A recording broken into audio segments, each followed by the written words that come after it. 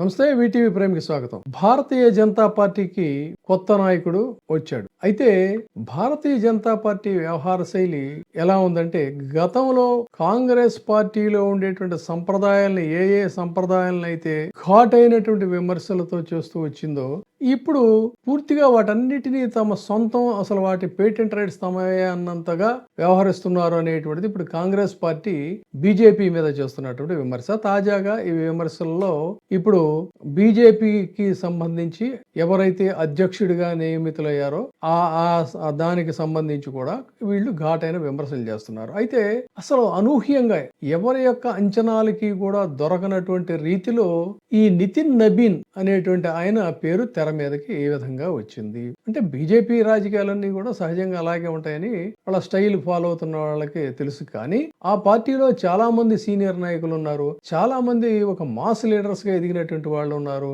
గెలుపు గుర్రాలని ఏ విధంగా పరిగెత్తించాలని తెలిసినటువంటి చేదిరిగినటువంటి నేతలు ఉన్నారు. మరి వీళ్ళందరినీ కూడా కాదని చెప్పని ఒక యంగ్స్టరు బీహార్కి సంబంధించినటువంటి నితిన్ నబీన్ ని తీసుకురావడంతో సర్వత్రా మనకి తెలుస్తుందంటే, చాలా మంది గూగుల్లో సెర్చ్ చేస్తున్నారట ఎవరి నితిన్ నబీన్ అని చెప్పని. ఎక్కువ సెర్చెస్ లో ఉన్నది ఇప్పుడు న్యూస్ ఏంటంటే ఇదే అని తెలుస్తోంది. అందుకని అసలు ఎవరి నితిన్ నబీను, ఈయన బ్యాక్గ్రౌండ్ ఏంటి, ఈయన ఎందుకు తీసుకున్నారు, ఏ విధంగా ఈయన ఏం చేయగలుగుతాడు అనే దాని మీద మనం బ్రీఫ్ గా డిస్కస్ చేద్దాం. నితిన్ నబీన్ తండ్రి ఎన్కే సిన్హా బీజేపీ సీనియర్ నాయకుడు.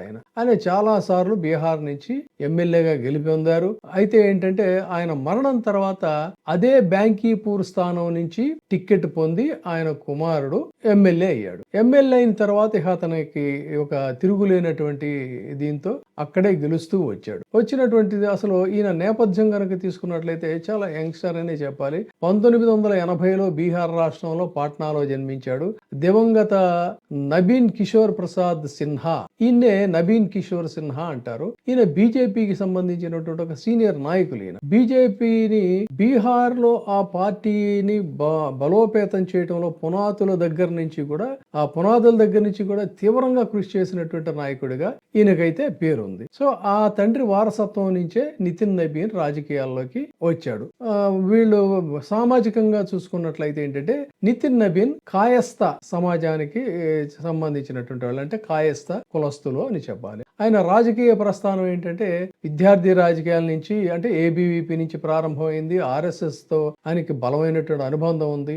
తర్వాత ఏబీవీపీలో చాలా కీలకంగానే ఆయన ఇదయ్యాడు. సో ఆర్గనైజేషన్, క్రమశిక్షణ, సిద్ధాంత నిబద్ధత ఇవన్నీ కూడా ఆయనకు ఉన్నటువంటి పరిపూర్ణమైనటువంటి అర్హతలుగా చూడాలి. 2006లో ఆయన తండ్రి మరణం తర్వాతే ఈయన బ్యాంకీపూర్ అసెంబ్లీ నుంచి ఉప ఎన్నికల్లో విజయం సాధించారు. సో బీజేపీకి ఒక బలమైనటువంటి కంచు కోటగా ఈ ప్రాంతాన్ని పరిగణించబడుతుంది. కాబట్టి అక్కడ 5 సార్లు వరుస విజయాలు సాధించాడు నితిన్ నబీన్.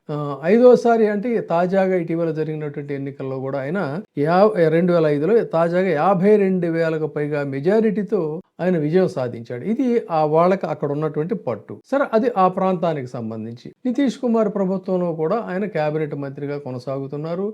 గతంలో R&B శాఖ, అర్బన్ డెవలప్మెంట్, హౌసింగ్ ఇవన్నీ కూడా ఆయన శాఖలు. ఇక విషయానికి వచ్చినట్టయితే ఏంటంటే, ఈయన వ్యవహార శైలి ఏంటంటే పెద్ద హంగామా హడావుడి చేసేటువంటి లీడర్ కాదు. చాలా కన్స్ట్రక్టివ్ గా, సైలెంట్ గా చేసుకెళ్లేటువంటిది. అంటే గ్రౌండ్ లెవెల్లో ఉండేటువంటి హంబుల్ లీడర్ గా ఈయనకి ఒక గుర్తింపు ఉంది. నితిన్ నబీన్ కేవలం ఎమ్మెల్యే, మంత్రి మాత్రమే కాదు, బీజేవైఎం లో కూడా చాలా యాక్టివ్ గా ఉన్నాడు.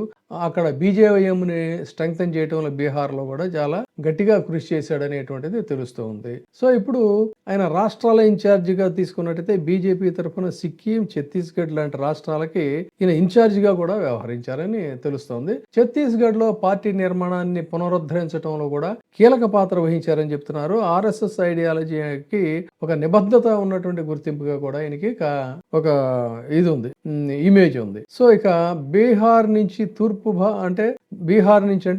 భారతదేశం నుంచి వచ్చినటువంటి తొలి జాతీయ బీజేపీ అధ్యక్షుడిగా వర్కింగ్ ప్రెసిడెంట్ గా ఈయన్ని చెప్తున్నారు. గతంలో ఎవరికి కూడా ఈ అవకాశం రాలేదు. సో అంతేకాకుండా యువ నాయకత్వాన్ని ముందుకు తీసుకురావటం, తర్వాత ఈయన ముందున్నటువంటి సవాళ్ళు ఏంటి, వెస్ట్ బెంగాల్, తమిళనాడు, కేరళ, అస్సాం లాంటి రాష్ట్రాల మీద ఈయన ఫోకస్ పెట్టాలి. ఈ రాష్ట్రాలతో ఈయనకి గతంలో ఏమైనా పరిచయాలు ఉన్నాయంటే కించిత్తు పరిచయాలు మాత్రం లేవు అని చాలా స్పష్టంగా చెప్పచ్చు. కాకపోతే ఏంటంటే హార్డ్ వర్కింగ్ ఒకటి అనేది పాయింట్. ఇంకొక పాయింట్ ఏంటంటే ఈయన కేంద్ర హోంమంత్రి అమిత్ షాకి చాలా సన్నిహితుడిగా ఉన్నాడు అనేటువంటిది తెలుస్తుంది. సో ఇక నితిన్ కి మీద ఉన్నటువంటి ప్రశ్నలు ఏంటంటే అసలు ఇప్పుడు నితిన్ నబీన్ ఈ సమయంలో ఎందుకు, ఇప్పుడే ఎందుకు, దీనివల్ల ఎవరు లాభపడ్డారు, ఎవరు నష్టపోయారు, నితిన్ నబీన్ మాస్ లీడర్ అంటే మాస్ లీడర్ కాదని చెప్తున్నప్పుడు పోనీ ఆయన మంచి బ్రహ్మాండమైనటువంటి స్పీకరా నరేంద్ర మోడీ గారు అమిత్ షా లాగంటే అది కూడా కాదు, ఆయన బెస్ట్ స్పీకర్ కూడా కాదు. పోనీ జనాల్ని అట్రాక్ట్ చేసే మాస్ లీడర్ అంటే అది కూడా కాదు. మరి ఆయనకు ఉన్నటువంటి బలం ఏంటి అన్నట్లయితే చాలా కన్స్ట్రక్టివ్ గా లాయల్ గా ఉండేటువంటి ఆర్గనైజరు.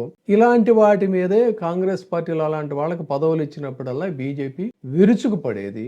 ఇక ఆయన బలహీనత అనేటువంటిది చూస్తే పార్టీ అలాంటి పెద్దగా చెప్పుకోదగిన పార్టీ లేను, తప్పకుండా ఆయన క్రమశిక్షణగా ఉంటాడు, విశ్వసనీయతకి ఆయనకి ఒక ఫస్ట్ మార్కు వేయొచ్చు. ఈయన మీద గతంలో క్రిమినల్ కేసులు ఉన్నాయంటే భారీ పెద్ద చెప్పుకోదగిన క్రిమినల్ కేసులు లాంటివి ఏమీ లేవు. సో ఇది ఈయనకున్నటువంటి నేపథ్యం. తర్వాత ఇక్కడ ఒక ముఖ్యమైనటువంటి అంశం ఏంటంటే ఈయన చాలా సైలెంట్ మ్యాన్, చాలా సైలెంట్ గా తన పని ఏదో తను చేసుకుంటూ పోతాడు తప్ప ఏం లేదని. మరి ఈయన వల్ల ఎవరు లోజర్స్ అని చూసినట్టయితే సహజంగానే పార్టీలో చాలా మంది సీనియర్స్ ఉన్నారు, కష్టపడినటువంటి వాళ్ళు ఉన్నారు, వీళ్ళందరూ కూడా పదవులు ఎక్స్పెక్ట్ చేసినటువంటి వాళ్ళే. సో వాళ్ళెవరికి కూడా ఛాన్స్ లేకుండా అనూహ్యంగా ఈయన పేరు తెర మీదకి వచ్చింది.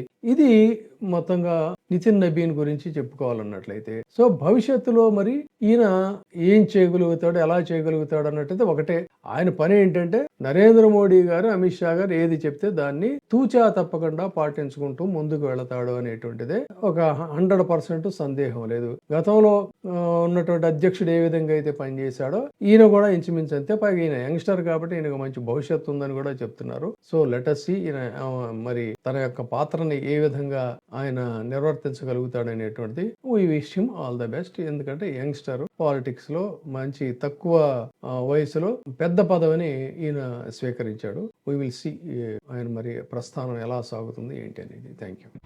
ఇప్పుడే సబ్స్క్రైబ్ చేయండి, లైక్ చేయండి, షేర్ చేయండి.